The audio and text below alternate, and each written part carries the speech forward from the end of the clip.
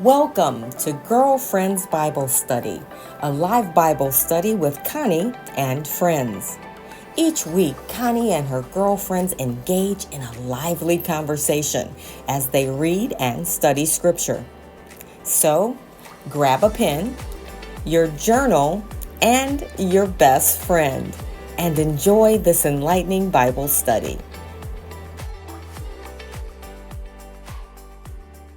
Hello, Gina. Hello, Bria. We are finishing up our theme of bad girls, rude women today during tonight's Bible study. And we're going to take a look at a few. Okay, Bria. We're going to take a look at a few people, a few women that aren't often talked about, but really they're, kind of bad. So some we've mentioned. So, kind of the ones that we always talk about, the Jezebels, um, Delilah, Potiphar's wife, Sapphira. Last time we also talked about Eve, and we talked about Michael, David's wife, who gave him a hard time for dancing before the Lord, nearly dancing out of his clothes, and she gave him a hard time. So we talked about them, but we're going to talk about a few others. Some are really short, so I'm going to start with those, and then I'm going to end with one that I found to be just like messy. So, the first one we'll talk about is Lot's daughters. Most people don't talk about Lot's daughters, and I have to think, because you go all the way back to Genesis 19, I have to think that it was Lot's daughters that caused um, God to add one of the, when he was going through all the rules of who should do what and who shouldn't do what. I think Lot's daughters influenced some of that. So let's take a look at Genesis chapter 19, and we're looking at verses 30 through 38. Here's what it says. Lot and his two daughters left Zoar and settled in the mountains, for he was afraid to stay in Zoar. He and his daughters lived in a cave. One day, the older daughter said to the younger, "Father is old, and there is no man around here to give us children, as is the custom all over the earth. Let's get our father to drink wine and then sleep with him and preserve our family line through our father." That night, they got their father to drink wine, and the older daughter went in and slept with him. He was not aware of it when she lay down or when she got up. The next day, the older daughter said to the younger, "Last night I slept with my father. Let's get him to drink wine again tonight, and you go in and sleep with him so we can preserve our family line through our father." So they got their father to drink wine that night also, and the younger daughter went in and slept with him. Again, he was not aware of it when she lay down or when she got up. So both of Lot's daughters became pregnant by their father. The older daughter had a son, and she named him Moab. He is the father of the Moabites of today. The younger daughter also had a son, and she named him Ben Ami. He is the father of the Ammonites of today. Excuse me, guys. So, what's interesting about this, again, I believe that when God was like, "Here's who you're not supposed to sleep with," it's because of them, because of Lot's daughters doing the most. Excuse me while I drink some water. And so I will say this, if they didn't think it was wrong, they wouldn't have gotten him drunk first, right? Like if they thought, "Oh, we need to preserve our family line. If we just tell him what we need, he'll service us properly." No, they knew that. They knew they were wrong. They knew they were wrong. So they got him drunk. He didn't remember it, wondering where he thought them babies came from, since they said there were no men around. I'm not going to go there. That's a whole other backstory I can write later. But anyway, Lot's daughters go on the list of bad girls, rude women. They were bad girls. So that's Lot's daughters. Then I got to mention Rebekah. Go to chapter 27. And y'all know the story. Jacob and Esau were twins. Esau came out first, but Jacob was holding his heel. And Esau was supposed to get their father's blessing, the birthright, all the things. So Isaac was married to Rebekah, and Isaac liked Esau a little better. Like they bonded, and Rebekah liked Jacob a little better. They bonded. He helped in the kitchen and did all of that while Esau was a hunter. He was out there with the wild game doing all of that. So, first of all, parents shouldn't have favorites. And even if you do, you should never let them know. But it was very clear that that was the case. So, look at chapter 27, verse 1. When Isaac was old and his eyes were so weak that he could no longer see, he called for Esau, his older son, and said to him, "My son." "Here I am," he answered. Isaac said, "I am now an old man and don't know the day of my death. Now then, get your equipment, your quiver and bow, and go out to the open country to hunt some wild game for me. Prepare me the kind of tasty food I like and bring it to me to eat, so that I may give you my blessing before I die." Now, Rebecca was ear hustling, it says. Actually, it says she was listening, but we know what happened. Here she is ear hustling as Isaac spoke to his son Esau. When Esau left for the open country to hunt game and bring it back, Rebecca said to her son Jacob, "Look, I overheard your father say to your brother Esau, 'Bring me some game and prepare me some tasty food to eat so that I may give you my blessing in the presence of the Lord before I die.' Now, my son, listen carefully and do what I tell you." And then she prepares. I'm not even going to keep going.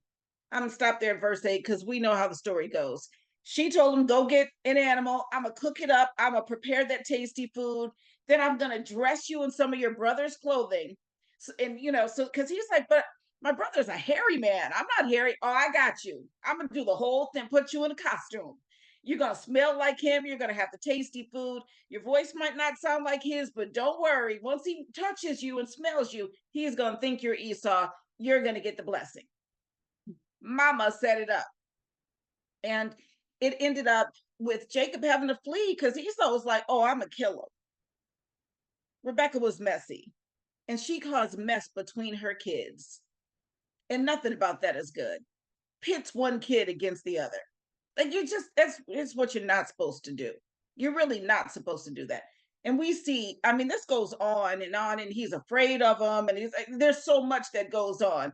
And even just that mindset of lying and all of that, Jacob takes that on and does that with his wives and steals them away from the Laban and that generational piece of lying to family members, taking stuff. Remember how he made the lamb spotted? So messy, messy. He learned how to scheme and strategize to get what he wanted from Mama. Mama Rebecca showed him how to do that, and he picked up on all of that. Messy. She was a bad girl and a rude woman. And what happened to their relationship? Why couldn't she just talk to her husband? Come on now. Why couldn't she just say, "Hey, look, Isaac, can you give a little something to something?" Nope. I'm a scheme. I'm a scheme one against the other. Just strategize. Messy, messy, messy. So that's Lot's daughters. That's Rebecca. We got to talk about Herodias and her mama. Let me just make sure. Herodias and her mama. There are 3 short accounts of this, and we're going to read them all. So go to Matthew chapter 14. So in case you don't know, let me lay it out for you because we're not going to read all of it. But King Herod had decided he wanted his brother's wife, and she was game for it. So they did the thing. But John the Baptist was around, and John was like, just so you know, I'm not even going to start in Matthew. I'm going to start in Luke. Luke 3. Go to Luke 3. So basically, John had no qualms about saying wrong, wrong, wrong. So go to Luke 3, verse 18. I'm going to start there because I thought this was really interesting, especially when we were reading last time about Jezebel and Ahab and what a little whiny person he was. And that was one of my favorite scriptures. So when he was like, "I want to ask him, he never says anything nice about me." So kind of similar. Look at Luke 3:18. And with many other words, John exhorted the people and proclaimed the good news to them. But when John rebuked Herod the Tetrarch because of his marriage to Herodias, his brother's wife, and all the other evil things he had done, Herod added this to them all. He locked John up in prison.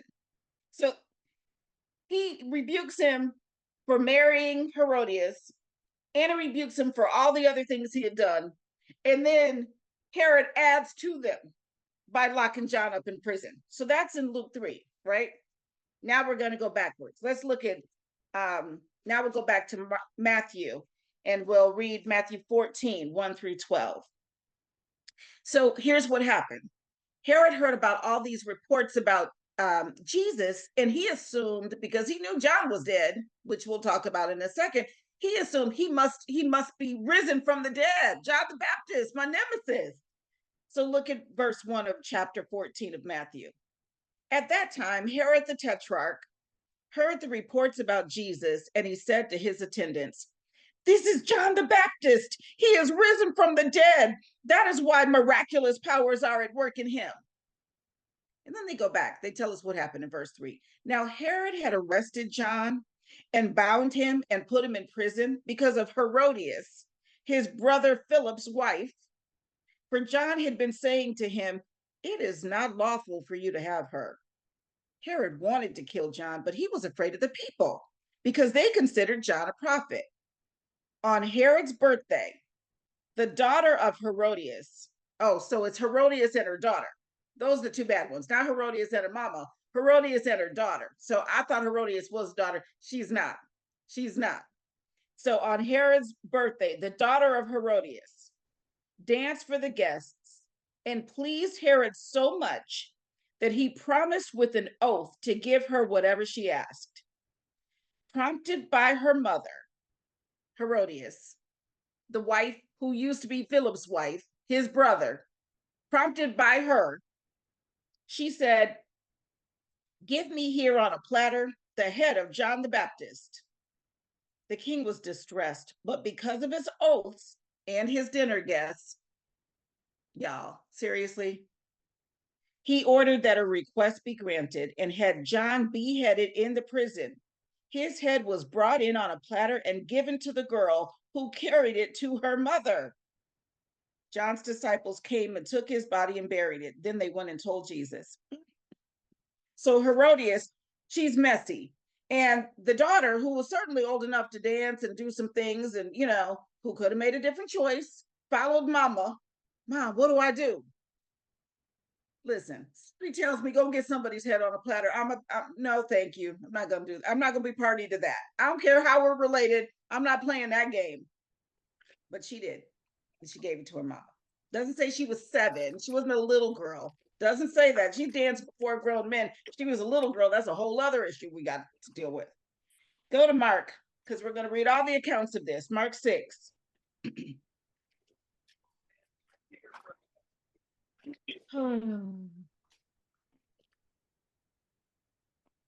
Start at verse 16. This is still going on where Herod thinks that Jesus is John the Baptist raised from the dead. But when Herod heard this, he said, "John, whom I beheaded, has been raised from the dead." You know, he must have been terrified. For Herod himself had given orders to have John arrested, and he had him bound and put in prison. He did this because of Herodias, his brother Philip's wife, whom he had married.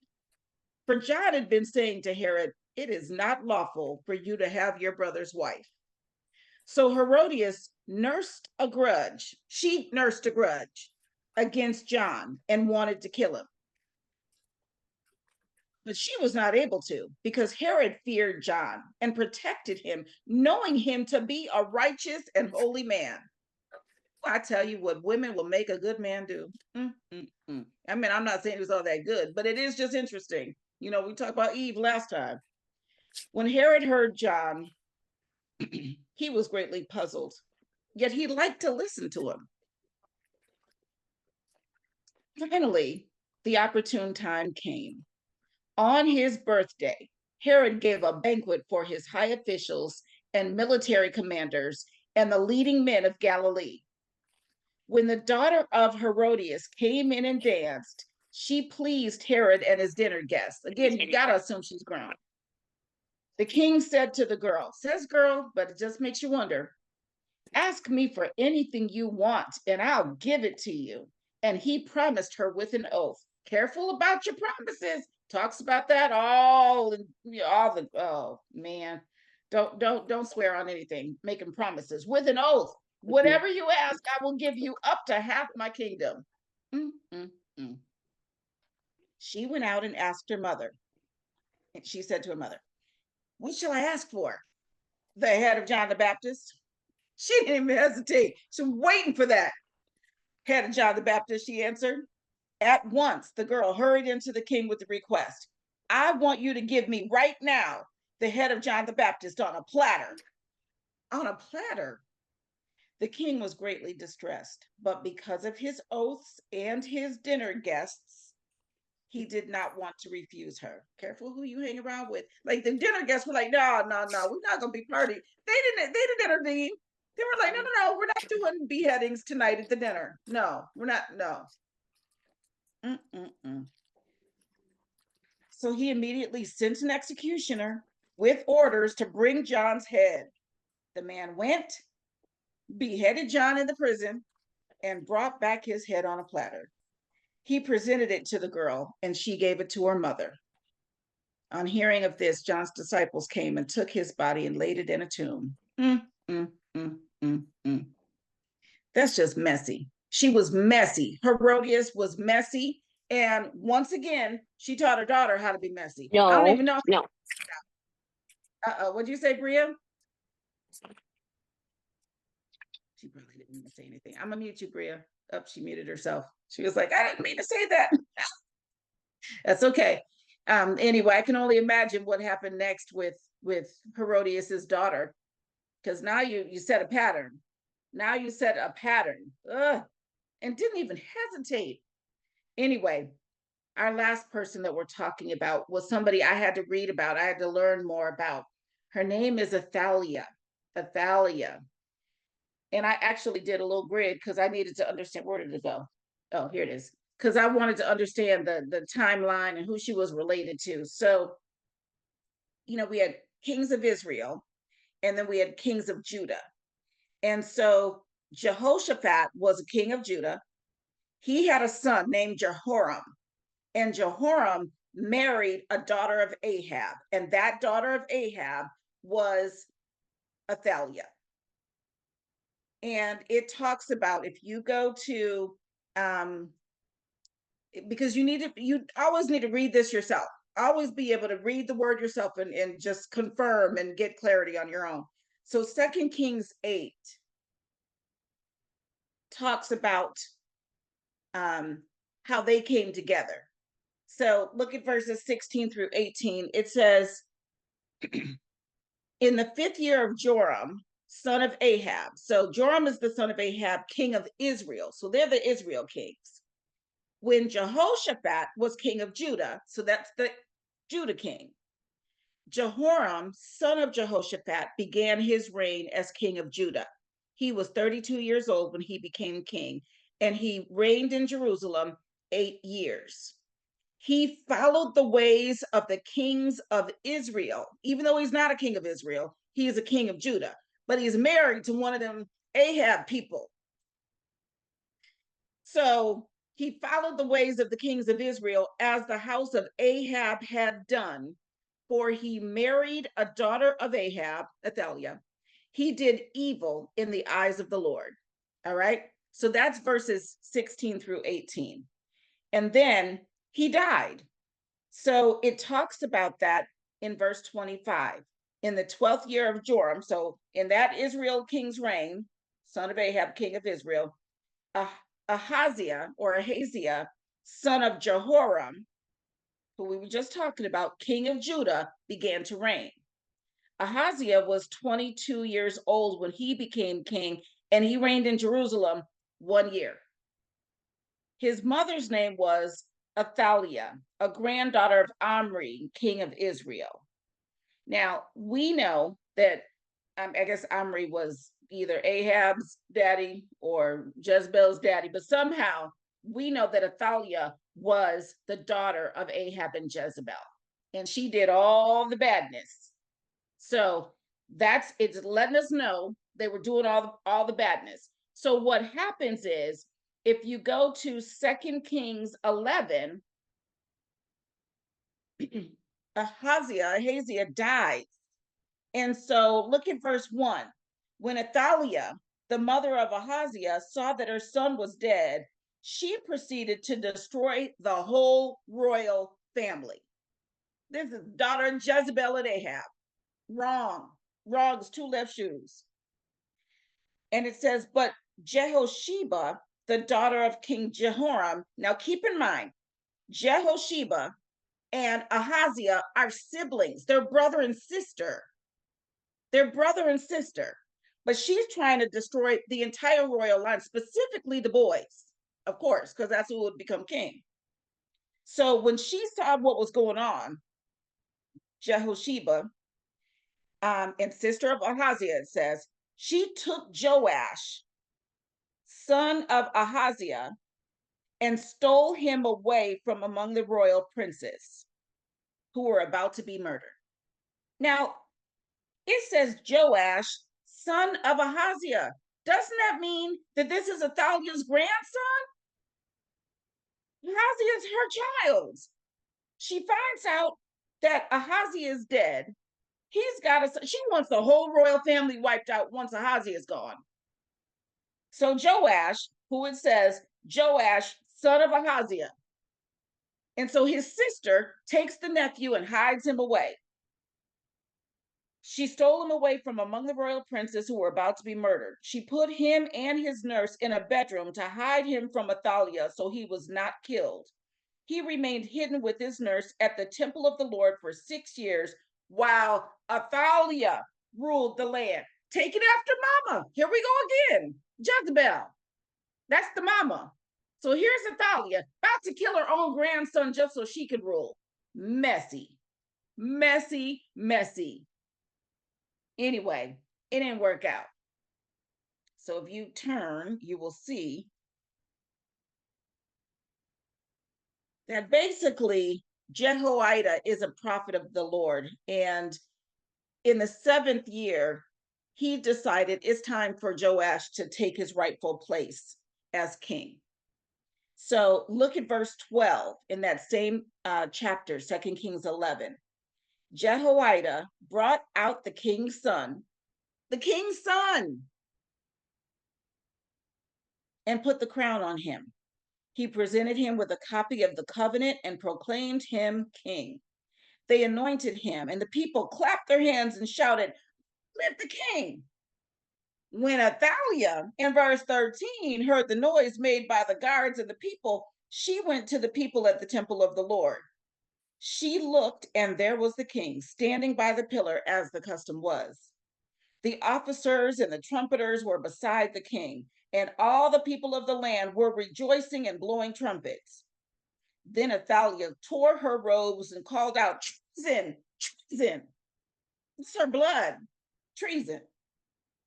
Jehoiada the priest ordered the commanders of units of 100 who were in charge of the troops, "Bring her out between the ranks and put to the sword anyone who follows her." For the priest had said, she must not be put to death in the temple of the Lord.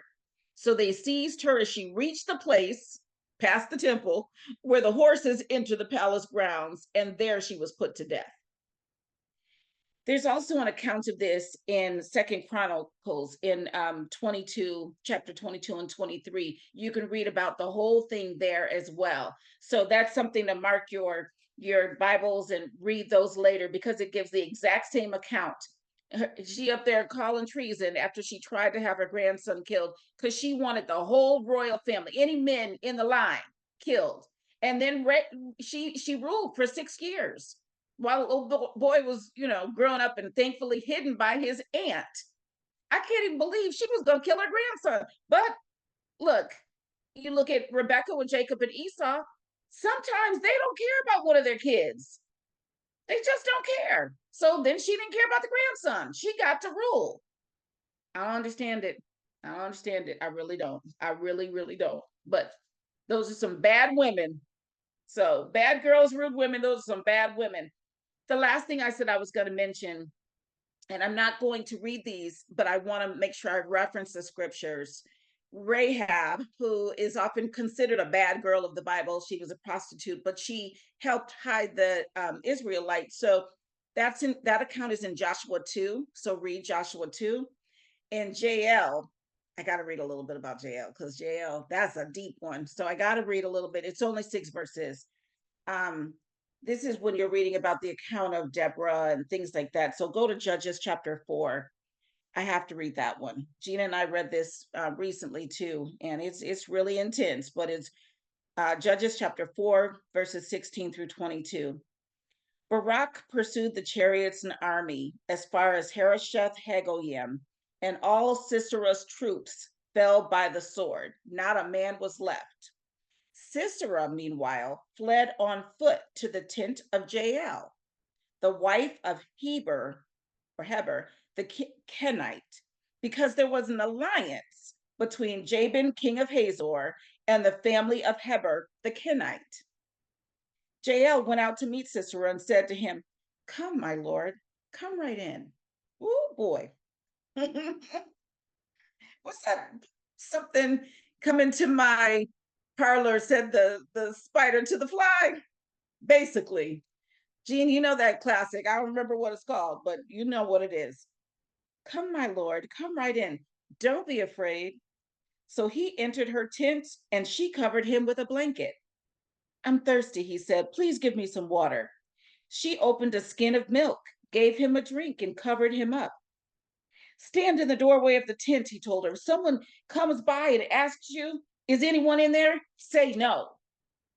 But Jael, Heber's wife, picked up a tent peg and a hammer and went quietly to him while he lay fast asleep, exhausted. She drove the peg through his temple into the ground, and he died. Just then, Barak came by in pursuit of Sisera, and Jael went out to meet him. "Come," she said, "I will show you the man you're looking for." So he went in with her, and there lay Sisera with the tent peg through his temple, dead. That's Jael. She's listed as one of the bad girls at times in the Bible. She did what God had told her to do. They reference it later that would you have, there are accounts of it that say, would you have been bold enough to do what was necessary in that situation? And on the one hand, you put our babies on the line. For some of us mothers, not Rebekah, certainly not Athaliah, but you put our babies on the line. Sure, I will nail somebody's head with a peg. I will do it. You mess with my child, yep, that's what's going to happen. Have to protect one of my own. But just knowing that some people are built for it. Jael was. She was like, "Come on in, don't be afraid." Anyway, that ends our study of bad girls and rude women, and we talked about a lot of them, but I wanted to make sure that I had a chance to talk about some of those rarely talked about people: Athaliah, Lot's daughters, Herodias, and her unnamed daughter who liked to dance and ask for people's head on a platter, and Rebekah. And then I had to mention Rahab, who was a prostitute but did good, and Jael, who was bad as acid. Anyway, I'm gonna bring my sisters on the screen and find out. Gina's got her godfather cat on her lap right now, looking like Jael over there. But I wanted to find out how many of these maybe were new to you. Any of these stories, any of these accounts, did you know about all of them? I knew about them. You knew them all? Mm. Yeah. I had a couple of things that I wanted to say about Athaliah, as well as about Herodias and her daughter. So starting with Herodias's daughter, what always struck me about that is the fact that if she's being called Herodias's daughter, and we're only told that Herodias was married to his brother, then that means that's his niece who's dancing in front of them, who is pleasing him so well and his guests that he's giving her whatever she wants. So that's already nasty. It's already nasty because it's either his child or his brother's child. Right. Those are Exactly. the two options, right? Nasty. Right. And I was Nasty. just like, wait. I said, because they keep calling her Herodias' daughter. If she only had Yep. 2 men who were brothers, that means he's related to her either way. It's He's either related his either way. daughter, it's his He's daughter or related his either niece. lecherous. So it's What do you nasty. want? Up to half my kingdom, baby. I give it to Gross, Uncle. you. Nasty. Nasty.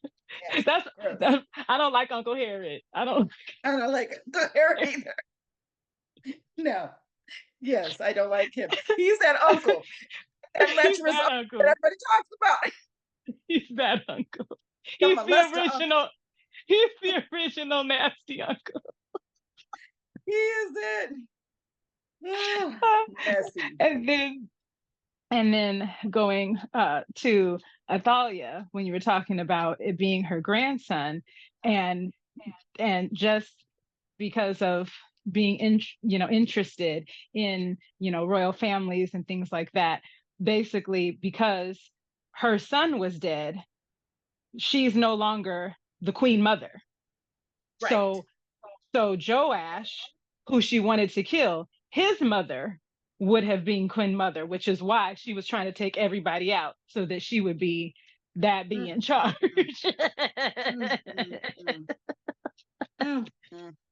She wanted to be Messy. the head. She wanted to be She Queen wanted to Bee. be exactly. And she was for a minute. She 6 was years for a is a minute, long but time. right, 6 years is a long time. Yeah. But do not be fooled.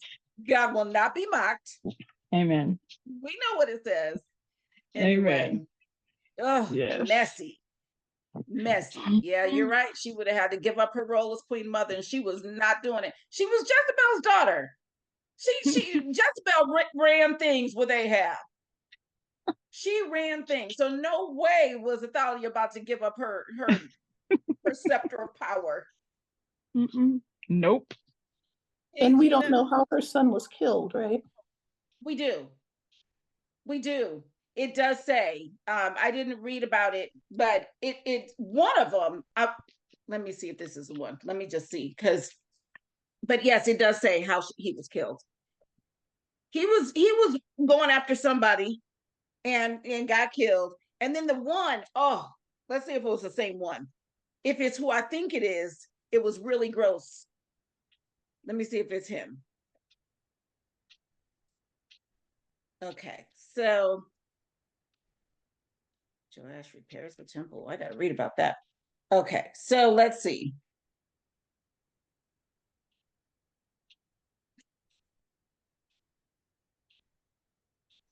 Yeah, he then went in search of Ahaziah, and his men captured him while he was hiding in Samaria. He was brought to Jehu and put to death. So they buried him, for they said he was a son of Jehoshaphat who sought the Lord with all his heart. So there was no one in the house of Ahaziah powerful enough to retain the kingdom. And that is how he died. He had gone against, messy. So remember when we read about Jehu with the whole Ahab thing, and Jehu with Ahab and the other, he came after them, and they were like, oh, he's going to kill us, and they tried to get away. It was that same situation, all of that messy mess as well. But one of them, I want to say it was Jehoram. When you look at how Jehoram died, I happened to read that, and I was like, look at this. The stuff we've had, we think it's new to us. Bria disappeared. She'll be back.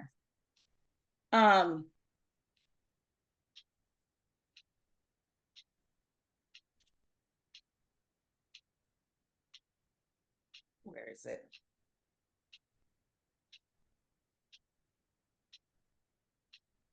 He rested. Where does it talk about how he died? I'll have to find it, you guys. I have to find it because, and Dave Brown, you might know about this, but one of them died because it said he had bowel issues. And after a while, his bowels just came all the way out of his body and he died. I was like, what? So I can't find it right now. I was reading it when I was trying to find, to read about. Yeah, Joash was 7 years old when he began to reign. But it talks about how whoever it was, one of somebody in that family, his bowels he always had trouble with his bowels, and finally they just came out of his body and he died. It was like, that's what happens when your bowels come out of your body. You don't last long. Yeah, you don't last long after that. You don't live with that. Yeah. There's no coming back from that. No, Yeah. no, I was just definitely gonna be. I was so flabbergasted. I was like, wait, what happened? So it was pretty bad. It was pretty bad, but I don't see it right now. But I will find that, because it was one of those things where you're just not expecting to read that. Right. Like, some things you read in the Bible and you're like, wait a minute, what? Hold on. It was one of those. Yeah. It was one of those. Yeah. So, yeah, that and the golden tumors. That the golden tumors did it for me too. I was like, right. Yeah, that was a lot. That was a lot with the golden tumors. I was not ready for that. Yeah. I didn't have that on my bingo card this year. What'd you say? I said I didn't have it on my bingo card this year. No, not the bingo card. Anyway, I have to find it. I thought it was in Chronicles. I thought I read about it there, but I'll have to find it. But yeah, I was reading about that, and I was so floored by all of it. And yeah, I'll have to find it, because I just wasn't expecting that. So I'll look it up. But yeah, but no, Ahaziah, or however he said it, Ahaziah, whatever it was, he died because it was war and somebody captured him and he got. So, and like Dave Brown said, Mama wasn't ready to let go of them reins. So, yeah, and everybody gotta go. Everybody gotta go. Every male in the line. Every male in the line. Start taking them out.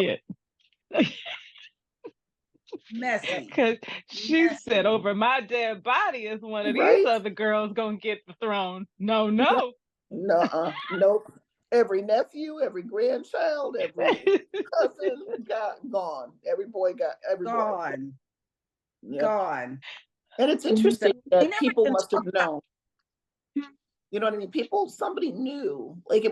So when you see people doing dirt, and it always distresses me, like Jacob distresses me, right? Because Jesus is in Jacob's line. And so to me, he feels like somebody who did the dirt and got away with it for the most part. I mean, he still got all the blessings, he still got all the things. And when I see people doing dirt in current times, I want to believe, yeah, but you can't do that kind of dirt and get away with it. But I don't know. So it's distressing to me. I know God will not be mocked. So I'm sure there's some comeuppance that we just can't see on this end, but it's just a hard pill to swallow when you see people who do dirt all their lives and get away with it and continue to get away with it. I know. But anyway. That actually reminded me of something literally this morning. And because I had to be on mute, I couldn't be like, oh my gosh. But Connie was saying something about generational things. And I had never noticed that till this morning. I was finishing Joshua, and it's boring, y'all. It's a little boring because it's like, here's the allotments of land. And you feel like they're repeating the same thing. You're like, wow. All right, we made it to Joshua in our Bible in a year plan. Like, you know what I mean? It's like one of those. But it's talking about all the allotments, and I have to fact check myself. I just had this thought this morning, so I was like, I need to look this up. But it seemed like there was a note. There was something in the land, and kind of that note of like how Jacob in the end, was like, he and his people were captured basically by Egypt, right? Because that's basically what happened. So in a roundabout way, he didn't get away with it. And you like kind of see those timelines, like, oh, this much time kind of got added there, or this much happened and they were stuck here or there. And I didn't catch that till reading this morning. I was like, is this some generational stuff? You know what I mean? Of like, well, there's generational sin, like people doing stuff over and over, but also kind of the punishment. Like, I'll not only punish you, but also your children's children, your children, things like that. That was the first time I thought about it. So maybe Jacob didn't get away with it. You know, maybe there was something that we're just not noticing with how his life went in some ways. I mean, or just think about how long it took him to get like the wrong wife and then get the second wife, and it's still like, you know, all of that too. So I was just thinking about that this morning. I agree, Bria, and Gina, I understand. I mean, think about Lot's daughters doing the deed with him, and they're in the down line as well. Like it talks about Moab, and like they had people who were notable that came from that line, and so yeah, there are people who have done wrong. Yeah, I know exactly. Exactly, Bria. I totally get you. It's God's grace, but I don't doubt that there's an accounting for whatever they did. I mean, you think about David, again, part of the downline, but lost his son. He and Bathsheba's first child was gone. God was like, yeah, this, so I just wonder, in terms of that, Jacob, even if he had not stolen his brother's birthright, if God had intended for it to be, because he told them while they were still in the womb that the older would serve the younger. So God already knew that. Him sinning didn't change what God had already ordained, but he had to answer for that sin. He still had to answer for that sin. Jehoram, it was Jehoram, Ahaziah's dad. So Athaliah's husband, that's where I read about it. Look at 2 Chronicles chapter 21.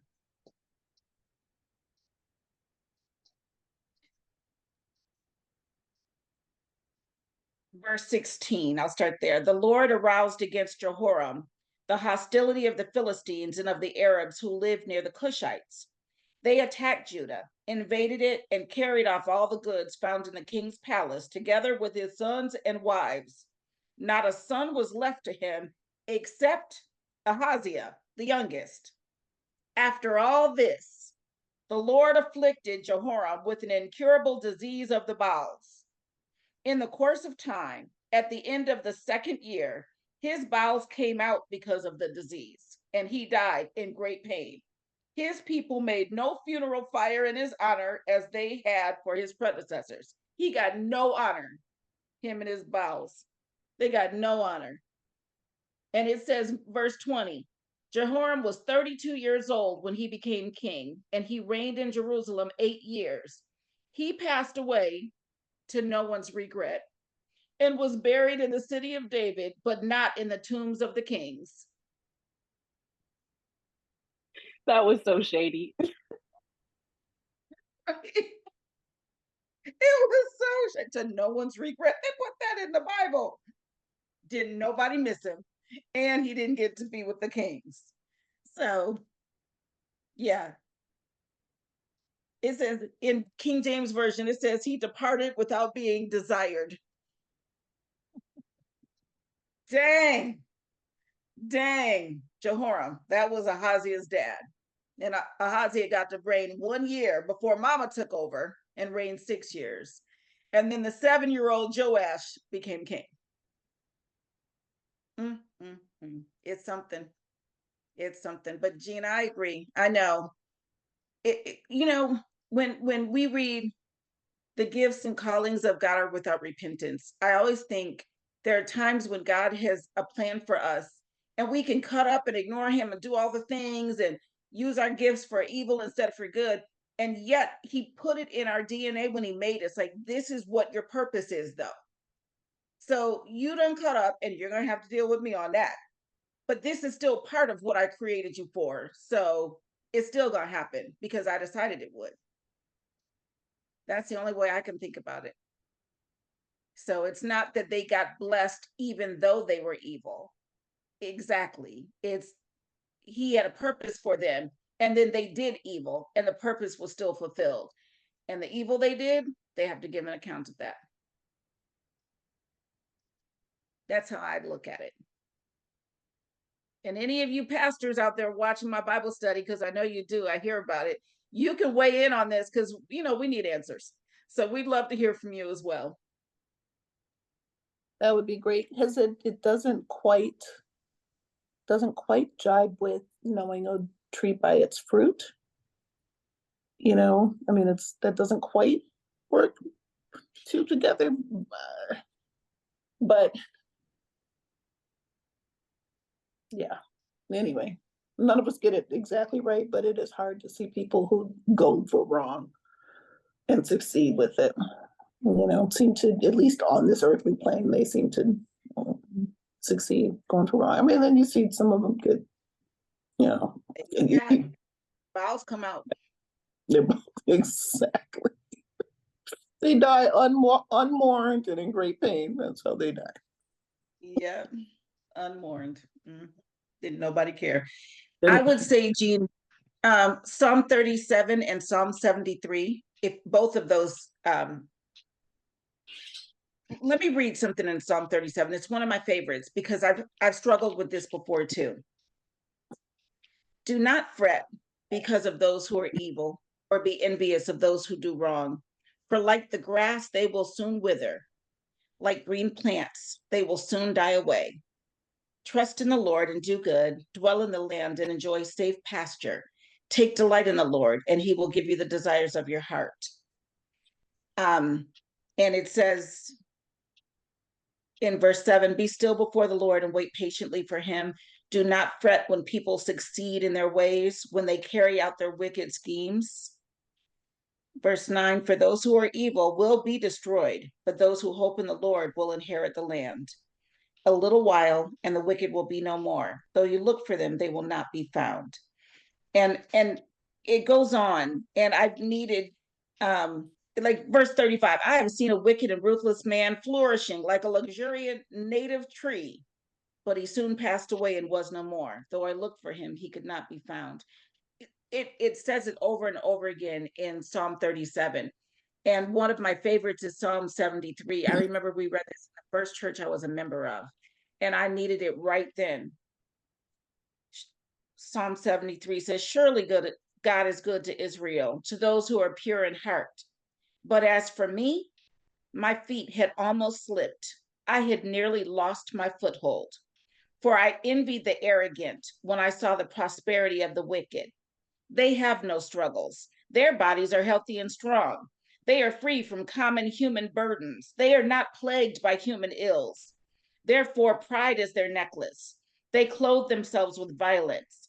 From their callous hearts come iniquity. Their evil imaginations have no limits. They scoff and speak with malice. With arrogance, they threaten oppression.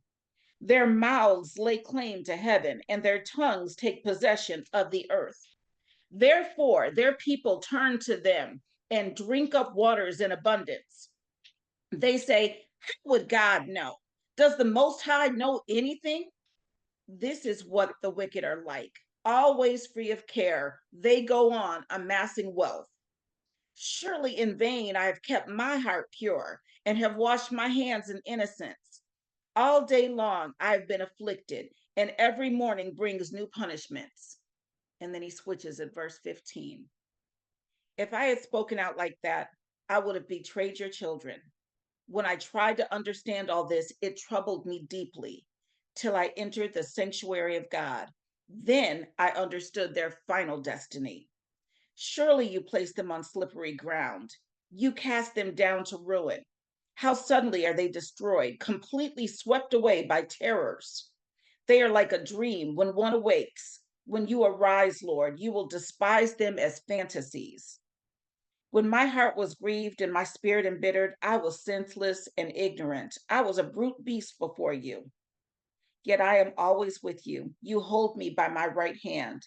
You guide me with your counsel, and afterward you will take me into glory. Whom have I in heaven but you? And earth has nothing I desire besides you. My flesh and my heart may fail, but God is the strength of my heart and my portion forever. Those who are far from you will perish. You destroy all who are unfaithful to you. But as for me, it is good to be near God.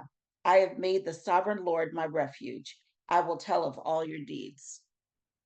And the reason I have those scriptures memorized, like I know exactly where to find it, Psalm 73 and Psalm 37, is because I felt that exact same way. Like, here I am trying to do the right thing, and he's hand over fist doing the thing wrong. It's two left shoes, and here he's, looks like he's just winning.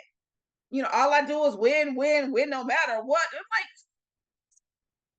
And I start to go there. And I need to reread Psalm 73 and Psalm 37 when those happen. And it's interesting that they're, opposite of each other in terms of numbers. And they both talk about that same thing. Like, I know how it looks. I know how, don't be moved. Believe me, they've got a final place. So I know it looks like that, but don't be moved by it. Anyway, Psalm 73, Psalm 37. Those are good verses. Thank you, sister. My pleasure. My pleasure. Like I said, I need them too.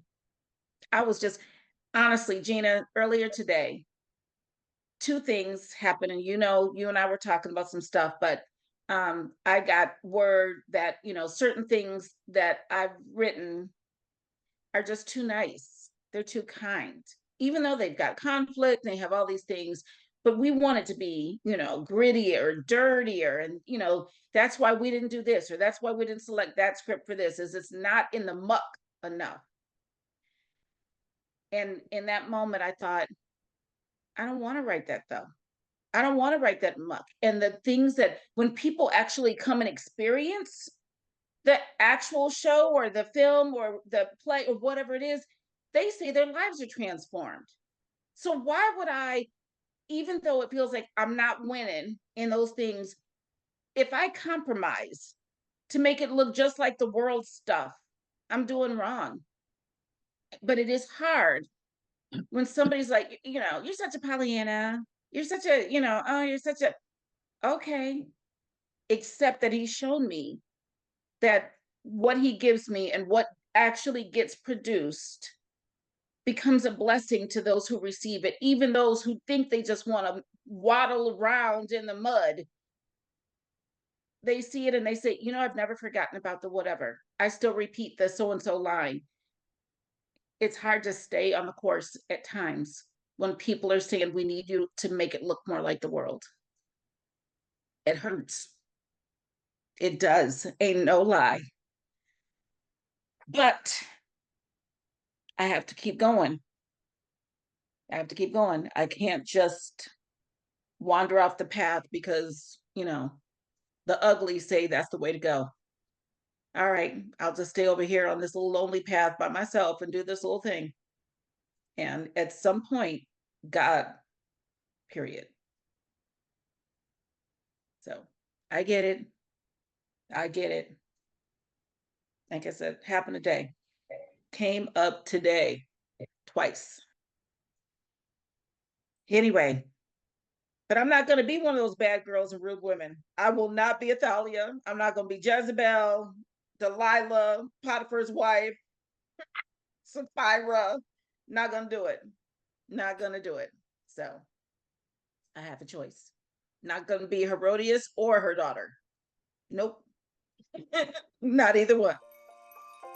So anyway, thank you, Facebook, for being with us tonight for this Bible study. And next month, Thursday, we have a new theme, and I don't know what it is right now. I have to look it up, but we'll have a new theme starting for April. So I look forward to seeing you all then. So bye, Facebook.